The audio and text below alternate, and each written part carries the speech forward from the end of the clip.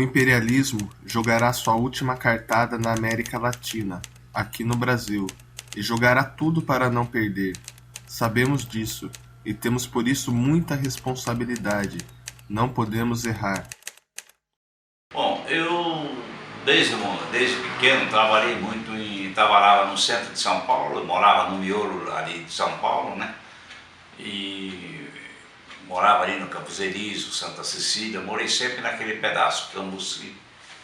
Então eu vivia com o pessoal do setor estudantil, encontrava sempre junto com aquele pessoal. E eu era pequeno, tinha meus 11 anos de idade, 10 anos, eu vendia gibi também na Praça da Sé. Eu fazia a planta de engenheiro numa firma chamada Copiadora Heliográfica Irmãos Ugliara, na Praça da Sé, em cima do Cinemundi. Isso era em 1951, por aí, 1950, 51. E ali eu conheci muita gente. Eu vivia na Praça da Sé, Largo São Francisco, com os estudantes do 11 de agosto. Tudo. E eu via aquelas manifestações, naquele tempo a juventude sempre participava de manifestações políticas, né? E eu gostava de sair acompanhando aquele pessoal. Eu era moleque, saía brincando e vendo o pessoal participar de política, e eu ia atrás. Eu comecei a gostar de política assim, vendo as manifestações dos estudantes. Aí, quando foi há um tempo, eu conheci um português, tinha mudado para o bairro da Casa Verde, ali do lado da Barra Funda, atravessava só o Rio Tietê, do outro lado era a Casa Verde. E eu conheci um português, chamado São Manuel, e ele era uma pessoa ligada, ele era militante do Partido Comunista. Aí ele passou a me orientar politicamente, me ensinava que eu devia ter participação política em vez de ficar andando para aí. Eu gostava muito também de boxe. E aquele tempo estava começando a carreira do Éder Joffre, do Luizão. Né? Aí eu ia assistir o treino deles ali na Rua Santa Efigênia. Aí ele falou: mas você acha que é certo um sujeito bater no outro, em vez de ele estar estudando engenharia, estar estudando para ser médico, ser uma pessoa formada, fica um batendo na cara do outro? Você não acha que isso é coisa que o capitalismo faz com o ser humano, faz ele virar um animal, um selvagem? Aí eu achei e falei: pô, mas interessante.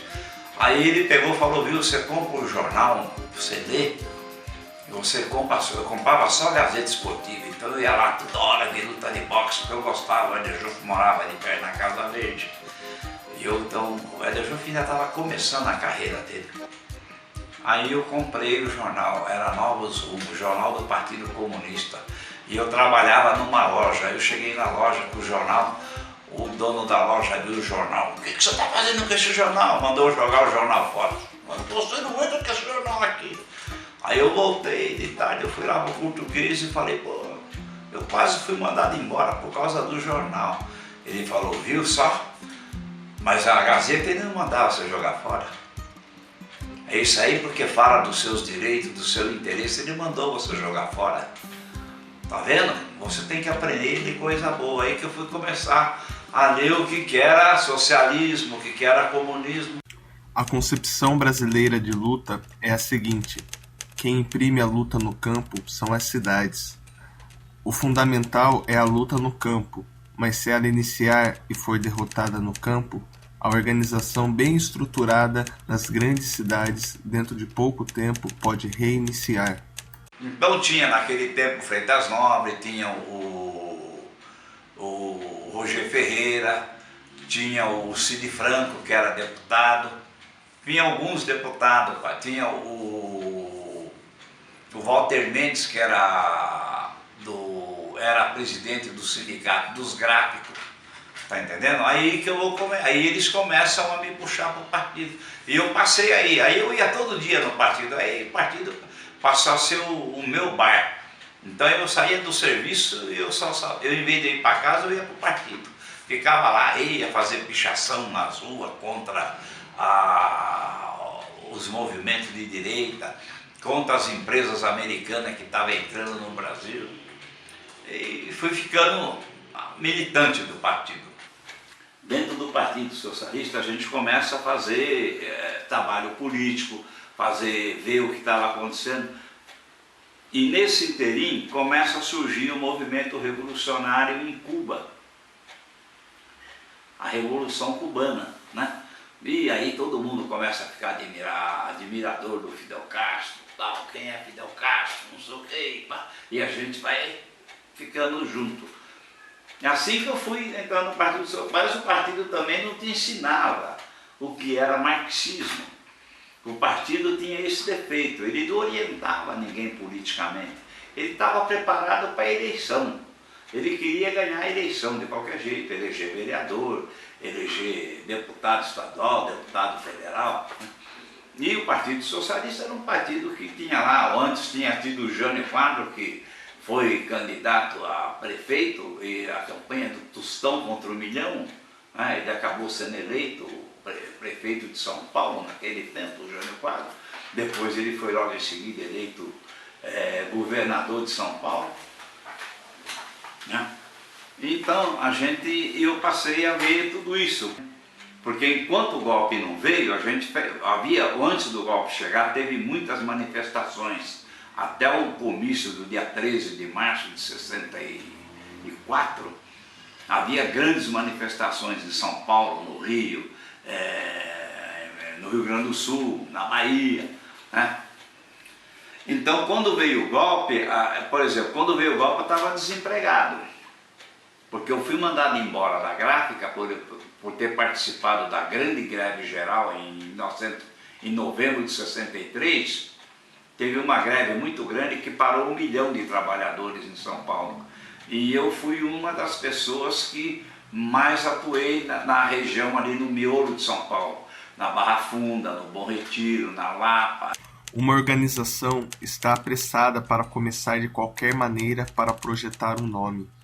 A revolução está acima de qualquer nome. A propaganda de um nome não vai levar a revolução à frente, mas sim as ações consequentes, sem aventureirismo romântico da pequena burguesia. Aí a gente vai ter o primeiro movimento armado, a gente vai fazer com o nome de MNR, que fez a primeira tentativa de guerrilha em Caparaó, em Minas Gerais, na Serra de Caparaó, comandada pelo sargento Capitânia.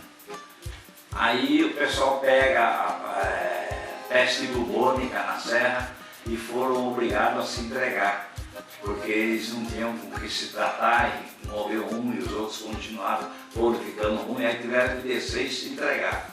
Aí foi tudo preso. Logo depois disso, a gente tenta, esse pessoal do sargento, quer dizer, esse MNR, ele nasceu e morreu em pouquinho tempo, esse movimento MNR. Aí depois vem aquele movimento feito pelo Major Jefferson Cardim, que era um oficial do exército que veio pelo Uruguai, ele era um visorista roxo, ele veio pelo Uruguai e tenta um monte de pessoas, de ex-soldados e tudo, e tenta tomar o poder vindo pelo Paraná, fazer guerrilha, foi cercado, foi dizimado, quase tudo, pelo Jefferson Cardim. Aí que a gente vai construir a VPR, reúne um monte de gente e vão fazer a VPR. E quem vai comandar é o Onofre Pinto. O Onofre Pinto era um sargento do Exército que era presidente da Associação do Grupo dos Sargentos em São Paulo. Depois, quando teve o golpe, ele foi preso. Ele foi para o navio Raul Soares, ficou lá um tempo preso, quase um ano. Depois ele sai e ele que vai organizar para fazer a VPR. Tinha um outro pessoal que vai ajudar a fazer também, né? Então, para mim era uma resistência contra o golpe. Eu achava o seguinte: todo mundo tem que lutar. Os que não querem lutar é porque não sabem o que vai acontecer com esse país. Então eu achava assim que todo mundo que sabia que o pobre tinha que ter direito de viver, o trabalhador tinha que ter direito de defender os seus interesses, né? Os seus direitos, ele tinha que brigar. Aquele que não brigasse é porque não queria ser nada na vida, tá entendendo? Mas não tinha assim uma ideologia. Eu achava bonito que tinha que dividir. Eu achava o seguinte, que todo mundo dizia, não, vai acabar com o rico, vamos dividir tudo que o rico tem. Eu achava até bonito isso, pô, que beleza, esse cara é rico demais porque roubou muito, então tem que dividir. Depois eu fui ver que, depois que eu fui preso, que a gente foi ver que não é nada disso, que o rico tem que continuar existindo, apesar de tudo, né? O que tem que acabar é haver de excesso de exploração de um pelo outro. Muitas dificuldades nós vencemos, muitas outras encontraremos ainda pela frente, mas o fervor revolucionário e principalmente o exemplo do povo cubano nos impulsiona à frente. Todo mundo tinha medo de ser preso, então você tinha que tomar o máximo de cuidado possível para você evitar de ser preso. Tanto que eu tomei tanto cuidado que eu fui dos poucos que aguentei 6 anos sem que a repressão descobrisse quem eu era. Que naquele tempo você entrava no movimento armado desse, você no máximo você ficava 6 meses sem ser descoberto. Isso era descoberto em pouquinho tempo, isso era pego. Questão de 1 mês, 2 meses, no máximo você estava preso, se não morto. E eu fiquei 6 anos e os caras não sabiam quem eu era. Nunca disse para ninguém como é que eu chamava. Eu evitava de dizer para todo mundo como é que eu chamava. Eu evitava de dizer para o cara em que bairro eu morava. Eu evitava de encontrar. Eu marcava um encontro com você, meio-dia, era meio-dia. Se eu chegava 2 minutos atrasado, você já não me achava mais. Horário era horário.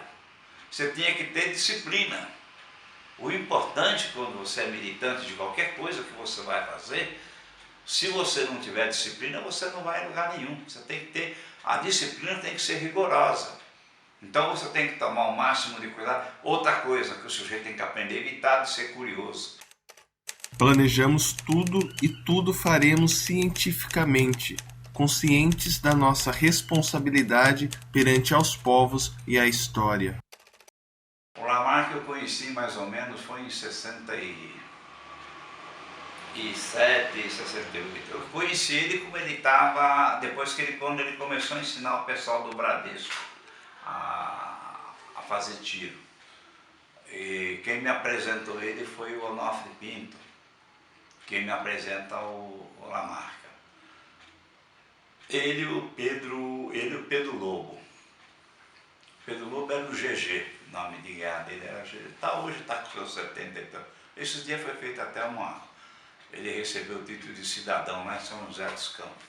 Aí eu conheço o Lamarck, aí eu passo a ser pessoa de contato direto com ele. Ele vai, por exemplo, quando foi para o Vale do Ribeiro, nós era para ir para Goiás. Estava a fazenda tudo pronta lá, para ir para lá. Estava todo o equipamento já guardado, empacotado, era para a gente dali 2 dias começar a viajar para Goiás. Eu já tinha ido várias vezes lá no local onde era, a fazenda e tudo. Eu tinha até comprado uma veraneio para ir para lá. Aí uma pessoa dessas que estava para ir, essa pessoa desiste na última hora, diz que sentiu saudade da família, não conseguia ficar longe da mulher e não ia mais. Aí ele pediu para mim até emprestar o documento meu para ele poder fazer um passaporte usando o meu documento, para ele poder fazer um documento falso para poder ir embora. Aí eu falei que não estava com o documento, que de tarde eu dava, mas eu levei isso rapidamente a conhecimento do comando da organização. Falei, olha, o rapaz vai debandar. E se esse rapaz debandar e cair, como é que vai ficar? Vai ficar vulnerável à área. Aí o pessoal pega ele, tá entendendo? E interroga ele e tal. Aí o pessoal chegou à conclusão que tinha que, uns achavam, naquele tempo havia muita infantilidade por parte da gente, né? Radicalismo bobo até em parte, inclusive eu também, às vezes usei de radicalismo bobo. Não, tem que pegar o cara e eliminar ele, o cara sabe de coisa, agora vai cair, você vai correr risco.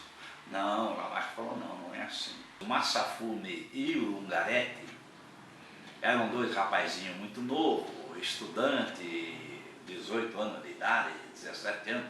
Eles eram secundaristas, ficaram sendo procurados pela repressão em São Paulo como se fossem 2 monstros da esquerda, né? Alta periculosidade. Aí eles resolveram ir para lá e foram para lá para se esconder da polícia. Se a repressão pegava eles na época, matava. Eram 2 moleques, 2 crianças. Bom, aí eles chegam lá, eles não aguentam o tranco do treinamento e pedem para sair. O Lamarca vai tirar os 2, pede para tirar, aí decide tirar os 2 de lá, porque os 2 não conseguia sobreviver, não conseguia viver no mato, porque lá não tinha negócio de dormir na casa, não tinha negócio de ter lençolzinho na cama para dormir, era para dormir no mato, podia estar caindo na chuva que fosse, era para dormir no mato, tinha que se cobrir com folha de banana, amanhecer debaixo de tronco de árvore, arrumar um meio de sobreviver na mata mesmo, na chuva, no tempo. E esses 2 não aguentou o tranco. Aí vai sair os 2 de lá. Eu fui contra tirar, porque eu falei, mas e daí? Esses vão para a cidade, e como é que fica? Vai ficar vulnerável isso aqui. Vai acabar a segurança. Mas eu puseram em votação, o Lamarca ganhou e tirou. Eu trago os 2 embora para São Paulo. O Massafume desiste de continuar na luta armada, pediu para sair, queria dar um jeito de sair do país. Tá bom. E o outro continua, eu vou ficar, tá. Aí ficou. E é ele que vai acabar caindo e que vai dizer que a área era nessa região. Mas ele não disse o local que era.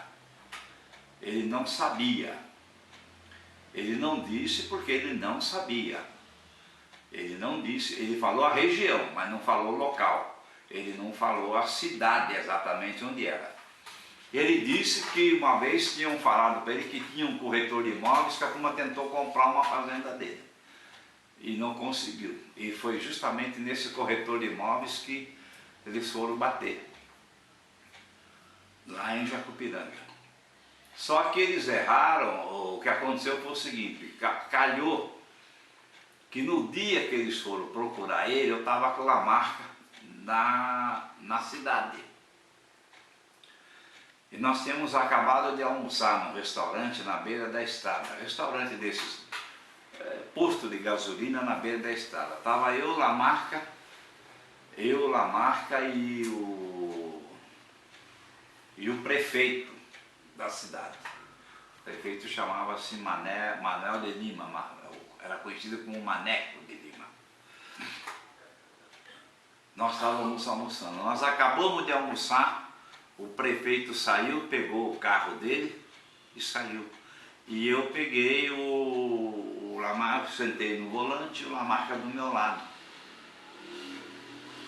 Quando eu vou sair, que eu ligo o jipe, que eu vou dar a saída, encostou uma veraneio atrás do jipe. Aí eu olhei e falei para o Lamarca, ó, serviço secreto, uma veraneio cheia de homem atrás de nós é serviço secreto.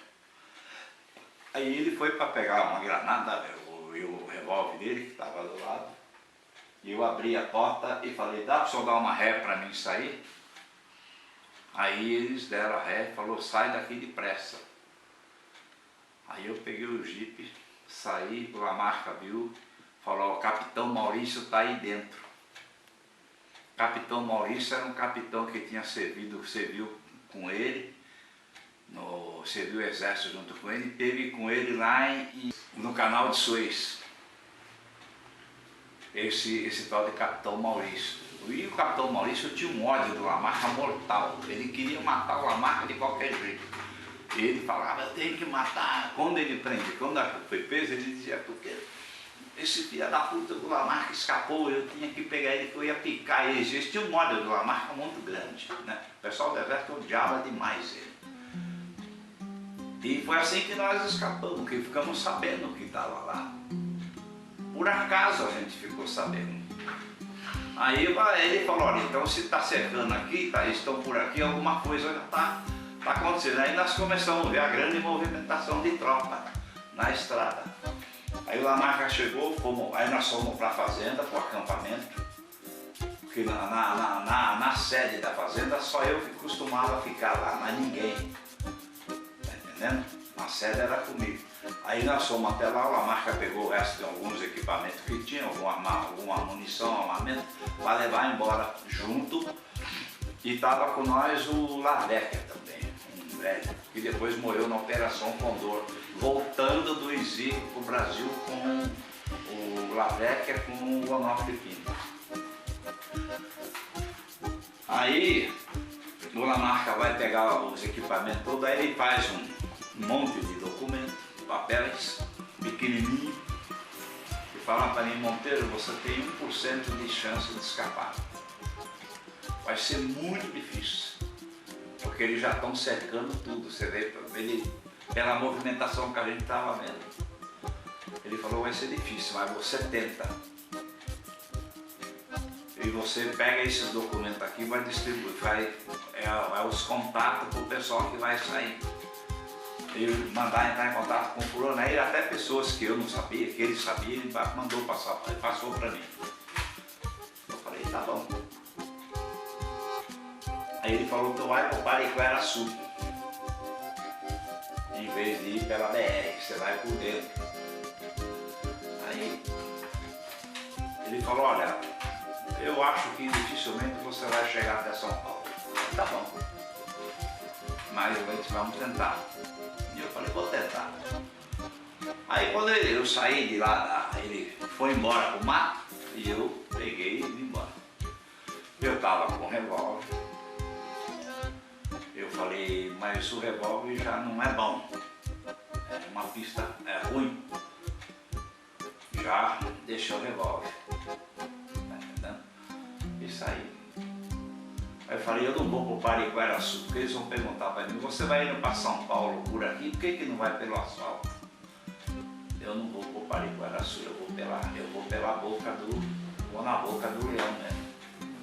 E fui.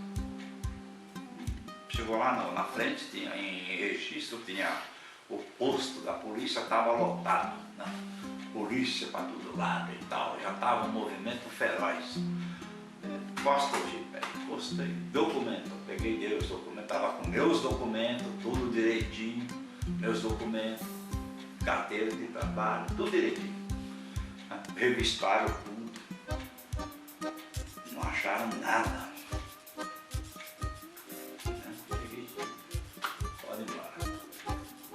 Vai pra frente, outra vez revista, via que rural não escapava uma. Perua rural não escapava uma. Eu já falei: estão procurando a rural. E ele não sabe, a rural já passei pra frente. E ó, cheguei em São Paulo. Cheguei em São Paulo, tudo que eu tinha, eu só li e acabei com tudo. Queimei tudo. Gostaria de rever vocês, de tocar com as mãos, de beijar, de ficar quieto, abraçado a vocês, nem que fosse por 1 minuto. Gostaria de vê-los sorrir, correr, falar, andar, pular e me contar tudo dessa ilha e desse povo. O pensamento flui para junto de vocês, a todo momento. Penso em vocês, também ganho força. O Lamarca era um capitão do exército, uma pessoa que ele entrou na Agulhas Negras desde moleque, né? Ele foi um rapazinho, era filho de família humilde, de sapateiro, e sempre gostou de política. Ele entrou dentro do exército quando o rapaz se formou subtenente, aí ele sai e vai fazer carreira militar. Ele foi comandante da PE, depois ele foi lá para o canal de Suez, mandado pelas tropas expedicionárias brasileiras. De lá os americanos pegam ele, mandam ele para o Panamá para fazer curso de antiguerrilha. Ele sai de lá como o melhor treinador de lá, do antiguerrilha, e vem para o Brasil como menina dos olhos do exército americano. Só que o americano nunca imaginou que ele era um anti-americano até o fio do cabelo. Dali do centro de São Paulo, todo o Vale do Ribeira, foi perguntado para toda aquela cidade, para aquelas famílias todas, inclusive para os soldados que já estavam na reserva, depois de velho, já estavam velhos, e que tiveram combate contra a gente, foram perguntados inclusive para todos eles.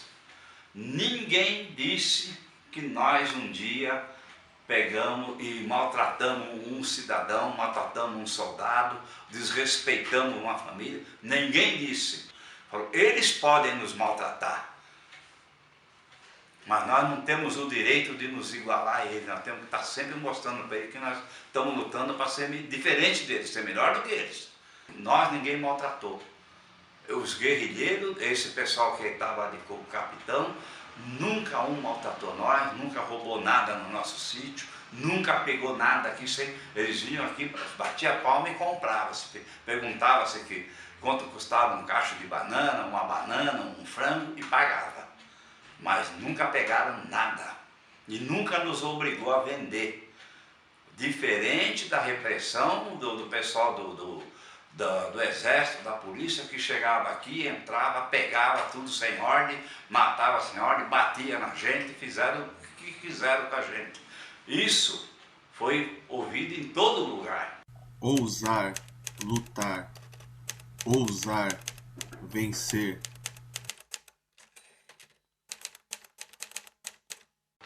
Então, o caminhão da repressão vinha vindo com uns 15 soldados, 10, 12 soldados, e o caminhãozinho da Lamarca vinha vindo com 4 pessoas, 5. Aí parou, a Lamarca parou, ficou esperando ele, porque viu o barulho do caminhão, era perto de uma curva. Parou e o Lamarca pôs o pessoal foi em posição de combate, e o caminhão, e o Lamarca ficou no meio da frente da estrada. Aí o Lamarca fez sinal para ele parar, parou e falou para ele, olha, vamos fazer o seguinte, você passa para cá, eu passo para lá, vamos atirar um no outro, porque nós estamos aqui para brigar. Matar soldado, isso não existe, a briga é contra o governo. Vamos ver se a gente, para frente, a gente tem um diálogo com o governo, né? Cada um passa numa boa para não precisar morrer ninguém. O tenente achou que ele estava sozinho, não viu que estava o pessoal posicionado em posição de combate, e insistiu. Aí o Lamarca falou que não ia se render. Ele falou, ou você vai se render ou vai morrer. Aí quando ele deu um minuto para o Lamarca pensar e se entregar, os caras atiraram nos soldados. Aí machucou todo soldado, mas não machucou o tenente, não atirou no tenente. Aí o tenente tentou fugir e foi pego. Aí ele falou, não, eu não sou o comandante. Aí um outro se apresentou dizendo que era o comandante, e o Lamarca falou, não é, você que está comandando. Agora, por que você não quer assumir? Olha o que você fez com o soldado, está tudo machucado. Aí acudiu, deu todo o remédio que tinha, gastou tudo que tinha para socorrer o soldado e fez um trato com ele. Vou levar o pessoal até a porta do hospital, só que você vai assumir um compromisso comigo, você vai ter que voltar, ver se encontra a tropa para frente, você vai voltar e nos avisar. Para a gente desviar, para não acontecer mais isso. Agora, se você não cumprir o trato, você morre. Está combinado? Foi assim que foi combinado. Aí ele acorde o pessoal, leva todos os soldados que estavam machucados, e tinha soldado que estava bem machucado. Outros estavam mais ou menos, mas todos estavam machucados, com exceção do tenente. O resto todo mundo tinha pelo menos 3, 4 chumbos no corpo, os 2 companheiros da gente. Aí falou, Peró, o que você fez? Olha o prejuízo que você nos deu. E você traiu o acordo. Aí por causa disso é que o tenente morre. Ele nem viu que morreu, nem percebeu que. Porque ele levou a coronhada e ele nem viu. Quem deu na nuca dele, ele nem percebeu. Ele nem tinha visto que o cara estava atrás dele. Tá entendendo? Então não foi assim como eles falam. A repressão sempre fala tudo. Ela só não fala o que ela fez. Tem que falar a verdade. O problema não é se foi errado executar, talvez não. É uma guerra. Mas foi um trato que foi feito antes, foi um acordo militar. Foi um acordo militar que foi feito. Os dois eram militares. Não é? E ele não cumpriu o acordo que ele fez. O Lamarca cumpriu, socorreu todos os soldados dele. Tanto que ninguém nunca fez, nunca ninguém entrevistou, nunca deixaram os soldados da entrevista.